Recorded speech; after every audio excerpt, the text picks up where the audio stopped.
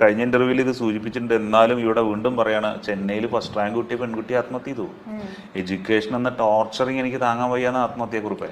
ഇപ്പൊ നമ്മള് ആത്മഹത്യകൾ കുറെ കേൾക്കുമ്പോ ഇതില് ഏറ്റവും പ്രധാനമായിട്ട് വരുന്നത് ഈ പ്രഷർ താങ്ങാൻ പറ്റാതെ ആത്മഹത്യ ചെയ്യുന്നു, ജോലിയുടെ പ്രഷർ ആകാം, വിദ്യാഭ്യാസത്തിന്റെ പ്രഷർ, ഇതെല്ലാം താങ്ങാതെ ആത്മഹത്യ ചെയ്യുന്നു എന്നാണ് കേൾക്കുന്നത്.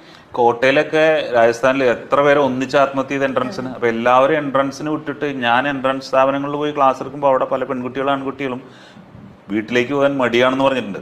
കാരണം വീട്ടിൽ ചെന്ന ബന്ധുക്കളുടെ ചോദ്യം, കിട്ടുവോ, പോവോ, അച്ഛന്റെ കാശ് പോവോ. എന്നിട്ട് പല കുട്ടികളും ആക്സിഡന്റിൽ പെട്ടിട്ടുണ്ട്. അവരായിട്ട് പേഴ്സണലി സംസാരിക്കുമ്പോഴാണ് അത് പലതും ആത്മഹത്യാ ശ്രമമാണ്. അപ്പൊ നമ്മുടെ കുട്ടികളെ സ്ട്രെസ് എങ്ങനെ മാനേജ് ചെയ്യാന്നുള്ളത് പഠിപ്പിക്കണം.